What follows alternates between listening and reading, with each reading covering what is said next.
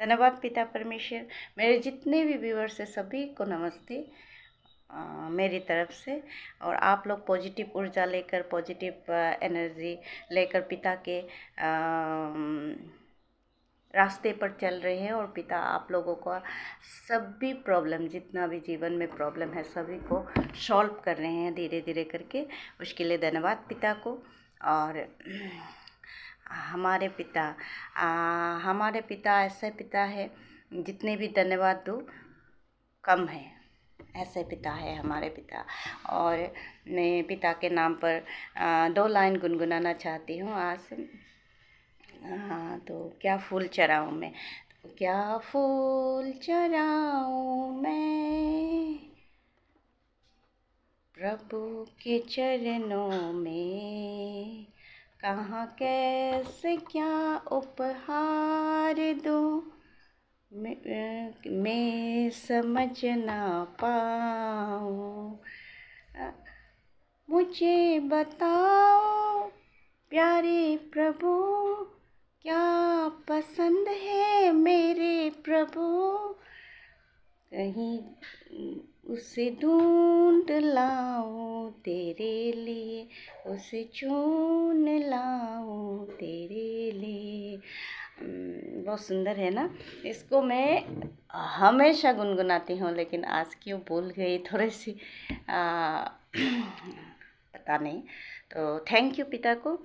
तो हम लोग क्या सोचते हैं, ईश्वर को हम लोगों को कुछ देना है। ईश्वर जब हमारे सपनों को पूरा करते हैं तो हम लोग सोचते हैं कि ईश्वर को क्या दूँ। ईश्वर का पास तो सब कुछ है, पिता परमेश्वर का पास तो सब कुछ है, तो क्या दूँ।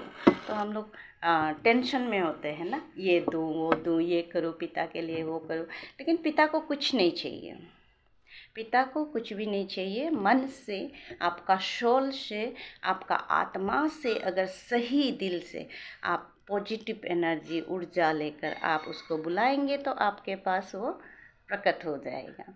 ऐसे पिता है हमारे पिता। तो पिता को सिर्फ धन्यवाद देना है, जो पिता हमें बहुत इस दुनिया में अपने प्रॉब्लम को सॉल्व करने के लिए, अपने जो कर्ज है उसको सॉल्व करने के लिए भेजा है पिता। अपने अपने पाथ को चुनने के लिए हमको ये पृथ्वी पर भेजा है। तो उसको, उस पिता को धन्यवाद देने में कंजूसी कभी मत कीजिए। हमेशा पिता कोई दिया जलाकर, कोई धूप अगरबत्ती जलाकर मुझे पूजा करे, ये कभी नहीं सोचते हैं पिता।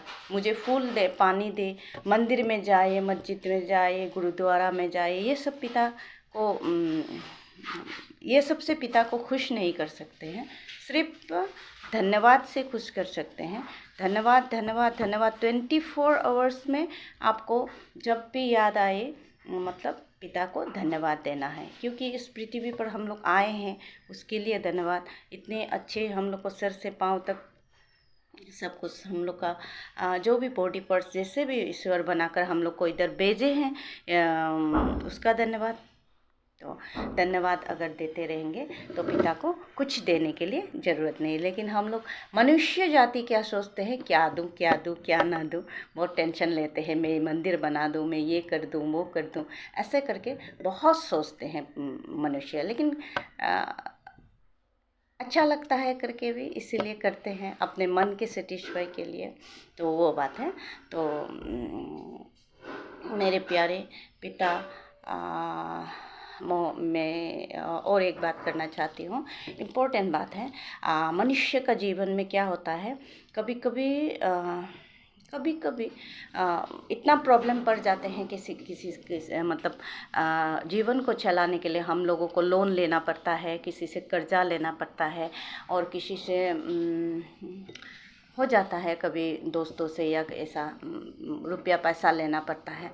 तो ऐसा कभी जीवन में सबों का होता है। कोई ऐसा नहीं है जो इधर उधार में नहीं है, ऐसा कोई नहीं है। कम पैसा वाला कम उधार, ज़्यादा जिसका पैसा है वो ज़्यादा उधार, ऐसा होता है ना। पैसा तो कभी किसी के लिए जुटता नहीं है। तो तो क्या करता है मनुष्य, क्या करता है, जो उधार लेकर अपना प्रॉब्लम सॉल्व करता है। तो कभी कभी ऐसा होता है नेगेटिव एनर्जी का प्रॉब्लम के कारण कभी ऐसा होता है जो उधार लिया है उसको लौटा नहीं पाता है। मन तो करता है कोई किसी का उधार लेकर ऐसे बैठ जाना, खुशी खुशी बैठ जाना, ऐसा तो मन नहीं होता है। मन तो करता है लेकिन प्रॉब्लम ऐसे ही प्रॉब्लम आते जाता है, मतलब सॉल्व नहीं कर पाते हैं। तो लोग क्या करते हैं जैसे एक मर्द या औरत ने किसी से उधार लिया, तो दोस्तों से या किसी से भी उधार लिया, तो क्या करते हैं अगर लौटा नहीं पाते हैं समय में, तो क्या करते हैं उसको करते हैं, बार बार फ़ोन कर डिस्टर्ब करते हैं, उसके बाद गालियाँ देते हैं। और कोई कोई तो ऐसा करते हैं मंदिर में, मस्जिद में, कहीं कहीं जाकर या अपना घर में दिया जलाकर बोलते हैं वो इतना इतना मेरे रुपया से उधार लिया, उसको ऐसे ऐसे हो जाना चाहिए, मतलब नेगेटिव बात ऐसे ऐसे हो जाना चाहिए। वो मुझसे उधार लेकर दिया नहीं है तो उसको उसका जीवन नर्क होना है, अच्छा नहीं होना है, कभी भी प्रॉब्लम सॉल्व नहीं, ऐसे कुछ बोलते हैं लोग। ईश्वर के सामने गालियाँ देकर उल्टा सीधा बात बोलते हैं, ऐसा नहीं करना चाहिए। ये चीज़ को प्रभु बहुत बुरा मानता है, क्योंकि वो जो उधार लिया है व्यक्ति, जो वो उसको मन करता है देने के लिए, है कि नहीं, कोशिश भी करते हैं लेकिन प्रॉब्लम सॉल्व नहीं होता है। इसीलिए मतलब कहीं ना कहीं रह जाते हैं, किसी किसी को दे पाते हैं, किसी को रह जाते हैं। तो उसको क्या करना है, उसको ऐसे बोलना है, उसका उल्टा बोलना है, ऐसे बोलना है, हे ईश्वर, उस औरत या मर्द का या लड़का या लड़की का नाम बोलकर ऐसे बोलना है, हे ईश्वर, उसको इतना आप पॉजिटिव एनर्जी दे और इतना उसका जीवन अच्छा रहे और उसका जीवन, उसका जो इनकम सोर्स है वो इतनी अच्छा हो कि अपने घर का प्रॉब्लम हंस हंस कर प्रॉब्लम को सॉल्व कर सके और उसके बाद खुशी खुशी प्रॉब्लम को सॉल्व कर सके। और हमारे जो उधार है, हमारे हमसे जो कर्जा लिए थे, वो कर्जा को वो दे पाए, ऐसा शक्ति दे, ऐसे करके उसके लिए प्रार्थना करना है। तो उसके लिए प्रार्थना करना है तो वो पॉजिटिव एनर्जी भी मिला और पिता भी खुश हुआ और वो व्यक्ति का भी प्रॉब्लम सॉल्व हुआ और आपका भी रुपया रिटर्न आपको आपका घर तक पहुंच गया। उसके बाद ये बोल के, धन्यवाद पिता, आपने ये शक्ति उसे प्रदान किया, उसके लिए धन्यवाद, ऐसे बोल के बोलना चाहिए। तो नेगेटिव बात कभी भी नहीं बोलना है, हमेशा पॉजिटिव बात बोलकर लोगों को भी ठीक करने का कोशिश करना चाहिए। तो खुद का भी ठीक होता है और आपका भी ठीक होता है और ईश्वर का आशीष भी आपको बहुत ज़्यादा प्राप्त होता है। उसको गाली देकर, उसको उल्टा सीधा बोलकर, उल्टा नेगेटिव एनर्जी आप भी खुद का जीवन में क्रिएट कर रहे हैं, उसका जीवन में भी क्रिएट कर रहे हैं, ऐसा होता है। तो हमेशा पॉजिटिव बोलिए। आप लोगों का जो फंसा हुआ जो मनी है, रुपया है, वो भी क्लियर हो जाएगा और उसका जीवन भी बहुत अच्छा होगा। तो ऐसे करके दूसरों को इनडायरेक्टली हेल्प करने का कोशिश कीजिए, ऐसे रहना है। और एक बात है, बहुत इम्पोर्टेंट बात है, कोई कोई इतना डिप्रेशन में पड़ जाते हैं उधार लेकर, कोई कोई देखने में दूर से ऐसा लगता है इसका पास बहुत रुपया पैसा है, ये तो ऐसा ऐसा बिजनेस करते हैं, बहुत सारा बिजनेस है, लेकिन अंदर में क्या होता है, लोग उधार लेकर फंस जाते हैं, तो उधार क्लियर नहीं कर पाते हैं ना। तो उधार जब क्लियर नहीं कर पाते, बैंक का भी रहता है, बाहर से भी किसी किसी से लेते हैं या जान पहचान से या इंटरेस्ट में रुपया जो लेते हैं, तो ऐसे करके फंस जाते हैं। तो वो दलदल में फंसना बोलता है उसको, दलदल में फंस जाता है, वो सब नेगेटिव एनर्जी के कारण होता है। तो उसको डिप्रेशन में रहकर, टेंशन में रहकर इतना टेंशन हो जाता है कि खुद को ख़त्म कर देते, ऐसा कभी भी नहीं करना चाहिए। उसके लिए बहुत धैर्य और पेशेंस चाहिए, बहुत पेशेंस चाहिए। आप लोग मतलब ऐसा कुछ कोई भी होता है तो मेडिटेशन कीजिएगा, ध्यान लगाइएगा ईश्वर को, तो ईश्वर रास्ता दिखाता है। ईश्वर बहुत सुंदर से रास्ता दिखाता है, आप ये करो वो करो। ध्यान कीजिए, आपका प्रॉब्लम अभी कुछ भी नहीं है, तब भी आप ध्यान करने का कोशिश कीजिए। आगे अगर प्रॉब्लम होगा तो ताकि आप सॉल्व कर सके खुद को।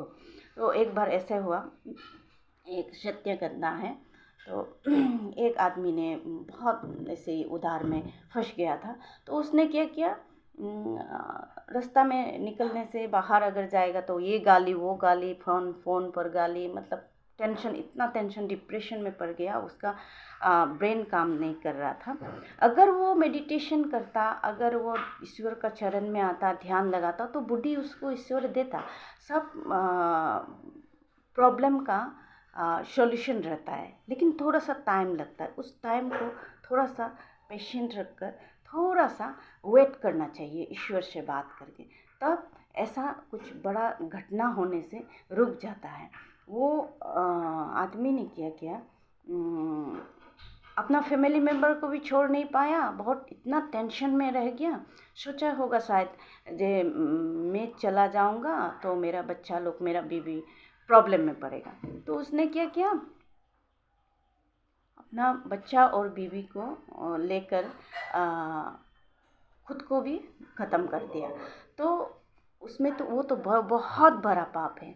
एक खुद को ख़त्म करना बहुत बड़ा पाप है। इस दुनिया से मतलब चला गया, अपना बीवी बच्चा बच्ची दोनों और खुद ख़त्म हो गया।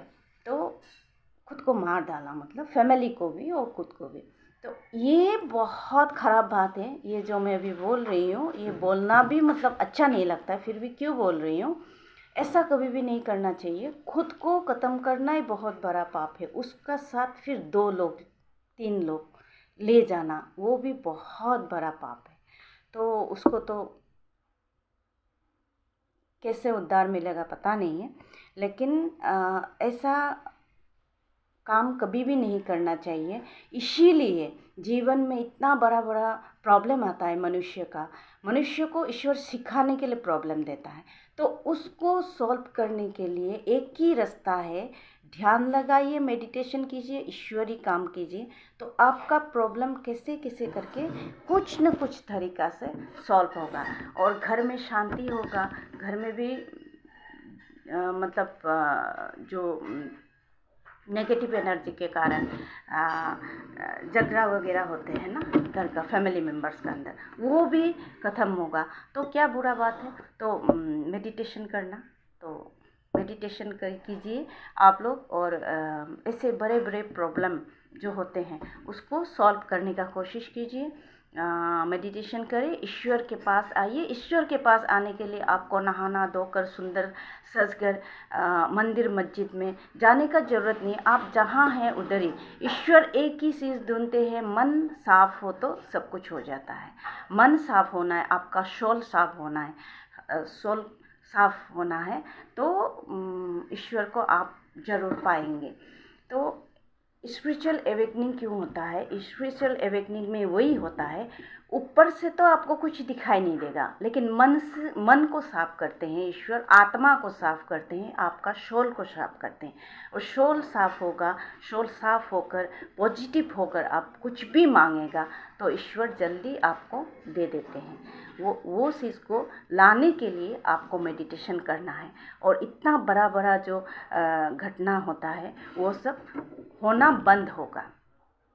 और मैं फिर से रिपीट करूँगी एक ही बात, जितने भी पेरेंट्स सुन रहे हैं, अपने बच्चों को मेडिटेशन कराने का कोशिश कीजिए और योगा कराने का ज़रूर कोशिश कीजिए। स्कूलों में तो योगा हो जाता है, लेकिन मेडिटेशन तो सब स्कूल में नहीं होते हैं, तो इसको कराने का कोशिश कीजिए। जितने भी उम्र का बच्चा हो, बिल्कुल छोटा से, वह 1 साल 2 साल से स्टार्ट कर दीजिए, क्योंकि इसे खेल खेल में सिखाइएगा। क्योंकि ये चीज़ होगा, सब घर में ही अगर ये चीज़ होगा तो नेगेटिव एनर्जी खुद भाग जाएगा आपका घर से। आपका मन से जब नेगेटिव एनर्जी भागेगा, आपका घर से भी मतलब जितने भी लोग हैं फैमिली मेम्बर्स, उन लोगों से भी धीरे धीरे करके चला जाएगा नेगेटिव एनर्जी। आपका आंगन से बाहर चला जाएगा, घर का अंदर से चला जाएगा, फिर आंगन से भी बाहर चला जाएगा, फिर उसके बाद आपका आसपास नेबर्स के सामने से भी चला जाएगा। ऐसे करके नेगेटिव एनर्जी को हम लोग को आउट करना है और पॉजिटिव एनर्जी लाना है। तो हर दुनिया के लोग अगर मेडिटेशन करेगा तो नेगेटिव रहने का कहाँ जगह होगा, पॉजिटिव ही पॉजिटिव होगा तो दुनिया कितना सुंदर होगा, आप सोच के देखिए। तो पिता परमेश्वर का धन्यवाद। आज मैं इतना तक ही रखना चाहती हूँ। तो अभी मेरे पिता को कोटि कोटि धन्यवाद, जितना भी धन्यवाद दूँ पिता के लिए कम है पिता। और जब भी आपको समय मिले, मतलब समय तो होता है, नहीं होता है ऐसा नहीं है, मनुष्य बोलते हैं कि समय नहीं होता है, समय निकालना पड़ता है। और जब भी आप याद रखें, मतलब याद ही रखिए, जब भी 24 आवर्स में पिता परमेश्वर धन्यवाद धन्यवाद, thank you thank you thank you, इतना तो बोलना है आपको, मन से बोलिए और पिता को अपना प्रॉब्लम बताइए और खुशी खुशी जीवन व्यतीत कीजिए। तो पिता को धन्यवाद। आई लव यू पिता परमेश्वर। धन्यवाद पिता, धन्यवाद पिता, धन्यवाद पिता। तो नमस्ते मेरे जितने भी व्यूअर्स हैं। तो आज के लिए इतना तक, बाय।